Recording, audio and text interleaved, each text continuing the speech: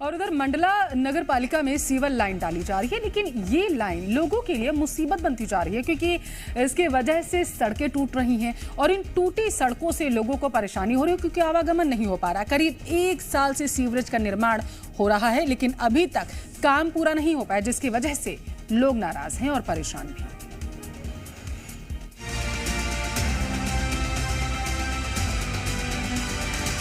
मंडला में गंदे पानी की निकासी के लिए करीब 33 करोड़ की लागत से सीवर लाइन डाली जा रही है, लेकिन ये सीवरेज लाइन लोगों के लिए मुसीबत बन गई है।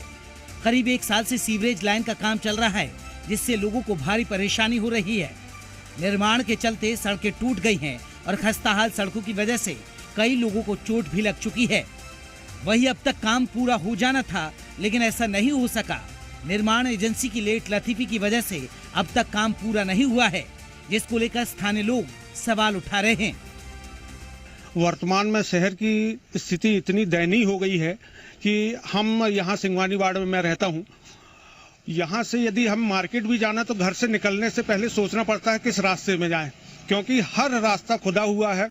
अरे देखिए, ये इन्होंने क्या कर रखा है, सारी जगह सीवर लाइन के लिए अच्छी बात है, सीवर लाइन डल रही है तो, लेकिन ये जो सब जो है खुदाई कर के इन्होंने जो छोड़ रखा है, मटेरियल पड़ा है, काम नहीं हो पा रहा है, नल बंद है, नल उखड़ गया है, ये सब परेशानियां हैं इनके साथ। हम सब हम और हमारे जनप्रतिनिधि ये थोड़ा सा एक्टिव होकर काम करें तो निश्चित है कि इसका कोई हल निकल सकता है, क्योंकि स्थिति इतनी बदतर है कि अगले बारिश में तो स्थितियाँ और बुरी होंगी।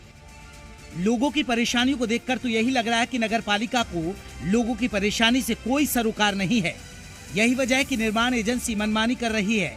अब ये मामला कलेक्टर के संज्ञान में लाया गया है, तब कलेक्टर ने निर्माण एजेंसी से नोटिस जारी कर जवाब मांगा है।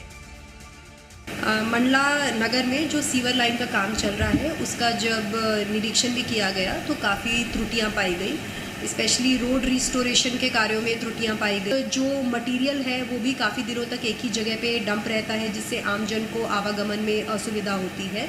और जो हमने उनकी इन्वेंट्री भी चेक की, उसमें हमें कुछ त्रुटियां पाई गई, जिसके आधार पर कंपनी को नोटिस भी दिया गया है।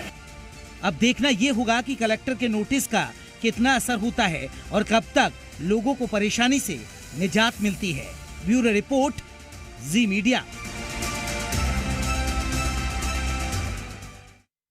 ज्यादा जानकारी लेंगे, मंडला से लाइव जुड़ चुके हैं विमलेश मिश्रा। विमलेश, सीवरेज का काम हो रहा था, सड़कें टूट गई, मतलब बरसात में अब लोगों को बहुत परेशानी होने वाली है।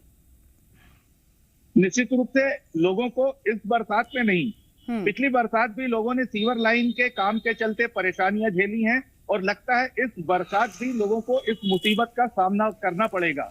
वजह है नगर पालिका की उदासीनता। करीब 33 करोड़ रुपए से सीवर लाइन का जो ये काम पूरा किया जाना है, इसकी जिम्मेदारी काम सही से हो, काम तरीके से हो, गुणवत्तापूर्ण हो, इसकी पूरी जिम्मेदारी नगर पालिका प्रशासन की है। परंतु यहाँ पर जिस तरह से नगर पालिका का रवैया दिखाई देता है, उससे नहीं लगता कि नगर पालिका इस काम को लेकर के चाहती हो कि जल्दी से जल्दी काम हो जाए और लोगों को परेशानी ना हो।